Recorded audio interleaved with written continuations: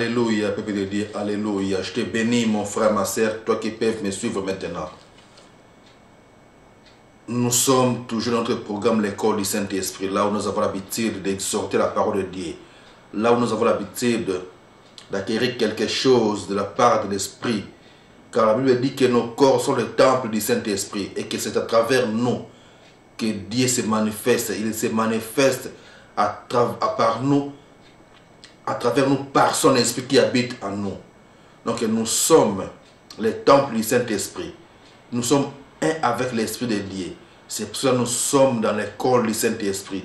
Car la parole déclare que lorsque l'Esprit de Dieu viendra, il nous enseignera toutes choses. Nous sommes là pour qu'il nous enseigne. C'est lui qui nous enseigne. Nous sommes juste des canaux, des canaux pour transmettre ce que l'Esprit nous donne, ce que l'Esprit met en nous, ce que l'Esprit dépose en nous, ce que l'Esprit met dans nos pensées.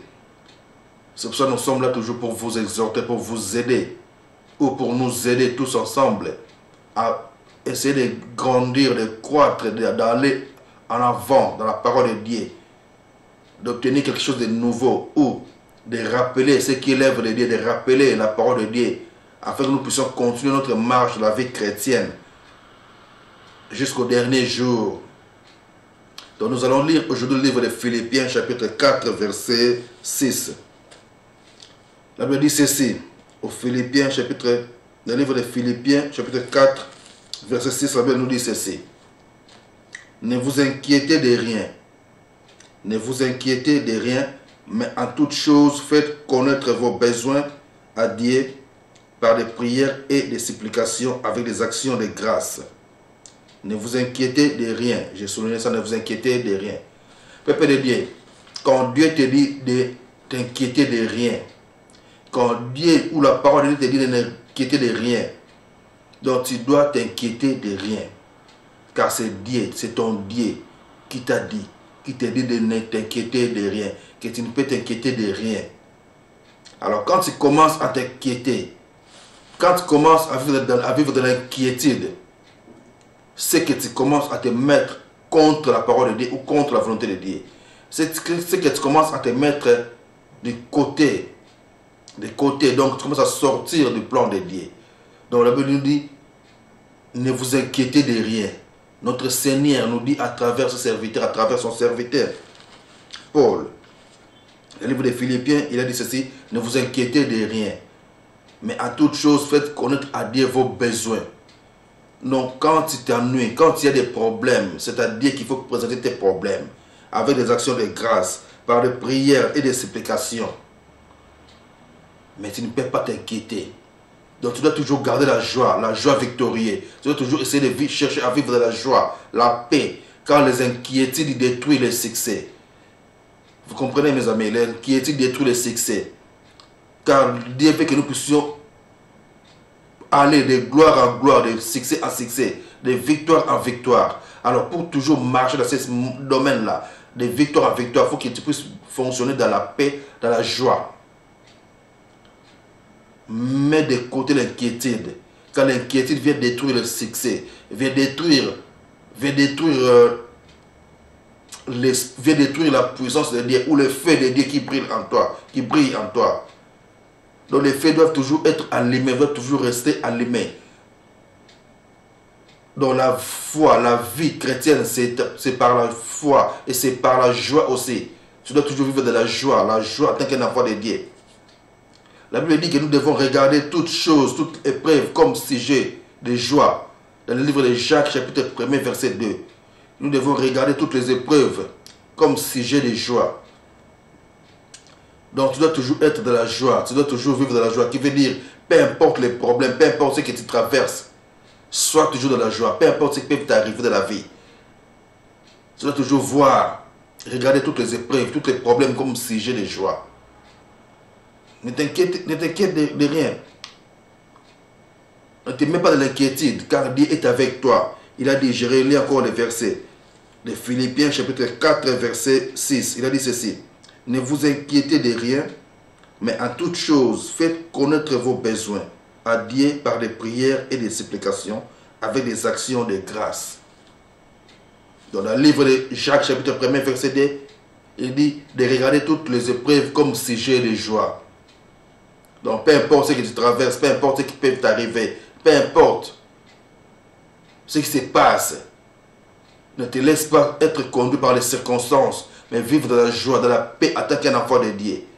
Dieu veut que tu sois toujours dans la joie, pour que tu puisses fonctionner dans la nature divine, afin que tu puisses bénéficier de l'évangile de notre Seigneur Jésus-Christ. Donc tu dois maintenir la joie dans toute situation. Tu dois maintenir la joie, la paix. Et Dieu veut que nous puissions aussi pratiquer sa parole. Toujours dans le livre de Jacques, chapitre 1er, verset 22, Dieu veut que nous puissions mettre sa parole en pratique. Vous comprenez? La parole de Dieu est avec nous. Nous sommes un avec la parole. Nous sommes un avec l'Esprit de Dieu. Car la parole de Dieu est esprit et vie. Et nous sommes devenus un. Car la Bible dit ceci, celui qui s'attache au Seigneur est avec lui un seul esprit. Le livre de 1 Corinthiens chapitre 6, verset 17. Celui qui s'attache avec le maître est avec lui un seul esprit. Donc quand tu es devenu un seul esprit avec le maître, Seigneur Jésus-Christ, tu es devenu aussi un avec la parole, car il est la parole. Et nous sommes nés dans la parole. Nous sommes nés dans la parole. Donc tout ce que la parole de Dieu nous dit de faire, on peut le faire. Car c'est notre vie. Donc nous devons vivre dans la joie. Et la Bible dit aussi ceci, que la joie de l'Éternel est notre force. Donc nous devons faire sortir l'inquiétude. Ne nous mettez pas dans l'inquiétude. Donc ne vous inquiétez de rien, comme la Bible nous dit. Vivre dans la joie, vivre dans la paix. Et nous allons lire aussi Josué maintenant. Josué chapitre 1er.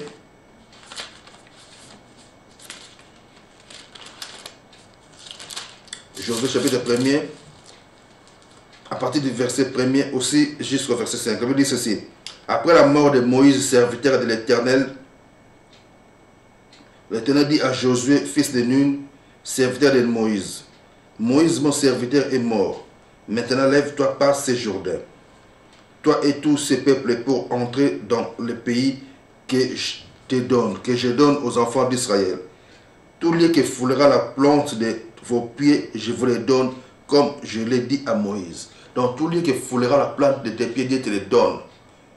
Donc quand Dieu dit ceci, il faut croire à la parole de Dieu. Nous devons vivre par la parole, nous devons vivre en accord avec la parole de Dieu. Nous devons croire à la parole, car nous sommes sortis de la parole. Nous sommes un avec la parole. Donc tout lieu que foulera la plante de tes pieds, je vous le donne, de vos pieds, je vous le donne, comme je l'ai dit à Moïse. Vous aurez pour territoire depuis le désert et le Liban, jusqu'au grand fleuve, les fleuves de l'Euphrate, tous les pays des Anciens, et jusqu'à la grande mer vers le soleil couchant. Ni ne tiendra devant toi tant que tu vivras, je serai avec toi comme j'ai été avec Moïse. Je ne te délaisserai point et je ne t'abandonnerai point. Il dit aussi dans le verset 6 et 7, fortifie-toi et prends courage, car c'est toi qui mettras ces peuples en possession du pays que je jurai à leur père de leur donner. Fortifie-toi seulement et aie bon courage, en agissant fidèlement selon toute la loi que Moïse, mon serviteur, t'a prescrit. Ne t'en détourne ni à droite ni à gauche, afin de réussir dans tout ce que tu entreprendras. Donc Dieu te dira pas de prendre courage s'il sait qu'il n'y a rien. Quand Dieu te dit prends courage, et bon courage, car Dieu sait que non, là où il t'envoie, c'est pour que tu puisses avoir la victoire. Donc la victoire est de ton côté. Donc tu dois toujours être courageux, peu importe ce qui peut arriver, peu importe ce que tu traverses, ne pleure pas, ne t'effraie pas, mais aie bon courage, continue car Dieu est avec toi. Il a dit que non, je ne te délaisserai point et je ne t'abandonnerai point. Dieu ne te délaissera jamais et ne t'abandonnera jamais. Il est là avec toi, peu importe ce que tu traverses. Il a dit seulement, aie bon courage, prends courage, lève-toi et marche, fais ce qu'il faut faire, sois dans la joie, dans la paix et vive de l'amour. Car nous sommes nés aussi dans l'amour. Selon Romains chapitre 5, verset 5. L'amour de Dieu habite en nous, par son esprit qui habite en nous. Dieu a mis en nous son amour, par son esprit qui habite en nous. Et nous sommes nés de la parole. Ne vous inquiétez de rien. Mais à toute chose, faites connaître à Dieu vos besoins, par des prières, par des supplications, avec des actions de grâce. Ne t'inquiète de rien.